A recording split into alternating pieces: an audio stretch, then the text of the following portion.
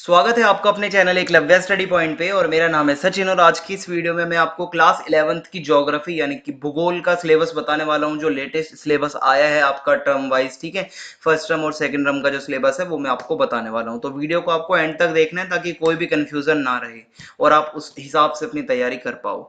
Instagram पे आप मुझे फॉलो कर सकते हैं, मेरा यूजर नेम आपके सामने है। आपकी कोई प्रॉब्लम हो तो आके मुझसे आप पूछ सकते हैं। तो सबसे पहले हम स्टार्ट करेंगे जो हमारी फर्स्ट बुक है, भौतिक भूगोल के मूल सिद्धांत। ठीक है, इसके अंदर जो इसको हम इंग्लिश मीडियम में भी कह सकते हैं कि फंडामेंटल्स ऑफ फिजिकल ज्योग्राफी। तो इसमें फर्स्ट टर्म के अंदर जो जो आपका आने वाला है सिलेबस मैं आपको वो बताऊंगा, क्योंकि ज्योग्राफी में क्या है, कुछ टॉपिक्स सिलेबस के अंदर से डिलीट हुए हैं। ठीक है, यानी कि कुछ चैप्टर्स के अंदर से कुछ पर्टिकुलर टॉपिक्स डिलीट हैं। कंप्लीटली चैप्टर्स बहुत कम है जो ऐसे डिलीट है, मैं आपको बता देता हूँ। देखो, पहला चैप्टर आपका आएगा फर्स्ट टर्म में। ठीक है, सेकंड चैप्टर आने वाला है आपका, थर्ड चैप्टर आएगा, फोर्थ चैप्टर आएगा। उसके बाद इकाई 3 पे जब आप आ जाते हो तो इसमें से खनिज और शैल वाला जो आपका चैप्टर है ये आएगा। ठीक है, लेकिन जो छठा और सातवां है ये डिलीट है, क्योंकि इसका कहीं भी जिक्र नहीं कर रखा आपके सिलेबस के अंदर। ठीक है, तो आपको जो ये मतलब जो यूनिट 3 है लैंड फॉर्म्स वाली, इसमें जो आप देख सकते हो भू आकृतियां वाली जो यूनिट है, इसके जो छठा और जो सातवां चैप्टर है इसका कहीं जिक्र नहीं कर रखा आपके सिलेबस में। इट मीन्स आपको इसको नहीं पढ़ना है। ठीक है, ये हो गया आपका फर्स्ट टर्म का। ठीक है, जो कि आपकी जो बुक है भौतिक भूगोल के मूल सिद्धांत उसका। आगे अगर हम बढ़ते हैं कि अब सेकंड टर्म में क्या पूछा जाएगा इस बुक से, तो देखिए सेकंड टर्म में जब आप इकाई 4 पे आओगे, अब मैं आपको यूनिट वाइज बता देता हूँ क्या क्या टॉपिक्स डिलीट हैं जब आप सेकंड टर्म में जाओगे। तो इकाई 4 के अंदर बहुत सारे आप अंदर चैप्टर्स भी पढ़ने वाले हो। कुछ उनमें से जो विश्व जलवायु का वाला जो चैप्टर है, ठीक है, उसके अंदर जो टॉपिक है कोपेन का वर्गीकरण, ग्रीन हाउस प्रभाव, ये सब जो है मतलब ये डिलीट है, क्योंकि इसका कहीं भी जिक्र नहीं कर रखा आपके सिलेबस के अंदर यूनिट 4 के अंदर जब हम पढ़ते हैं। ठीक है, तो ये आप मतलब देख सकते हो। उसके बाद जब हम यूनिट 5 पे जाते हैं आगे जब आप पढ़ेंगे, तो उसके अंदर जो आपको पढ़ना है उसमें से हाइड्रोलॉजिकल साइकिल यानी कि जलीय चक्र, इसका जिक्र नहीं कर रखा आपके सिलेबस में। मैंने सिलेबस का स्क्रीनशॉट ऊपर रखा है, इसलिए आपको ये नहीं पढ़ना, ये आपके सिलेबस में नहीं है। आपको जो पढ़ना है वो है महासागर, अंतः समुद्री उच्चावच, ठीक है, और लवणता, तापमान का वितरण, महासागरीय तरंगे, ज्वार भाटा, धाराएं। ठीक है, ये भी आप देख सकते हो, इंग्लिश में सब लिखा हुआ है यहाँ पे। और ये चीज आपको अपने सेकंड टर्म में पढ़नी है। ठीक है, उसके बाद यूनिट 6 पे जब आप जाओगे, इसमें आपको क्या क्या पढ़ना है, बायोस्फीयर, ठीक है, और importance of plants and other organisms. ठीक है, और ये बायोडाइवर्सिटी एंड कंजर्वेशन।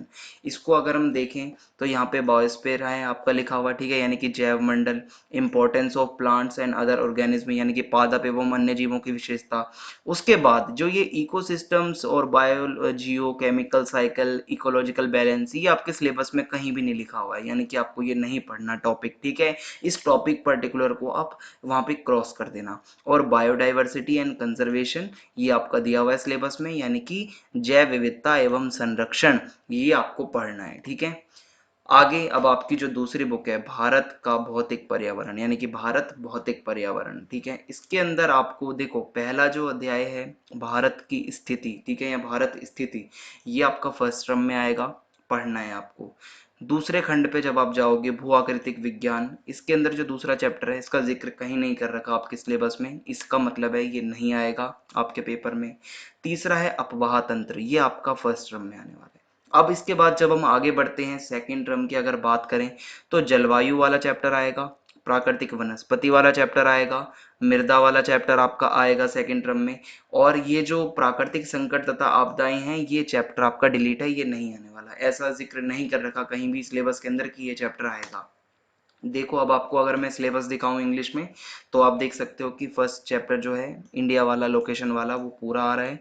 उसके बाद जब आप यूनिट 2 पे जाते हो तो उसमें अपवाह तंत्र वाला चैप्टर आ जाता है आपका, हिमालय नदियां, प्रायद्वीपीय नदियां वगैरह वाला। ठीक है, अपवाह तंत्र वाला चैप्टर हो जाएगा आपका फर्स्ट टर्म में।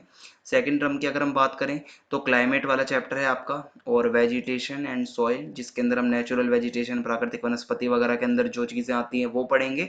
और वेदर एंड क्लाइमेट के बहुत सारे टॉपिक्स हैं वो आपको पढ़ने हैं। और सॉइल्स वाले में जो आपका है major types and their distribution, ठीक है, सॉइल वाला जो चैप्टर है मृदा वाला, वो आपको पढ़ना है।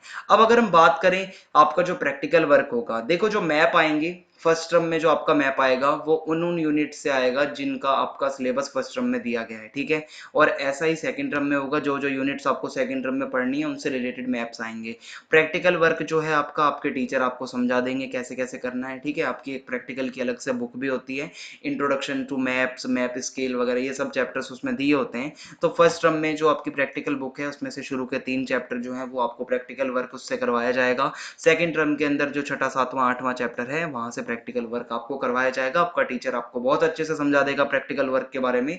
और बाकी जो सिलेबस था मैंने आपको बता दिया है, थोड़ा इसको ध्यान में रखते हुए आपको पढ़ना है, क्योंकि थोड़ा सा ट्रिकी था, क्योंकि अंदर से कुछ टॉपिक्स डिलीट थे, ठीक है, और कुछ कंप्लीट चैप्टर भी डिलीट थे।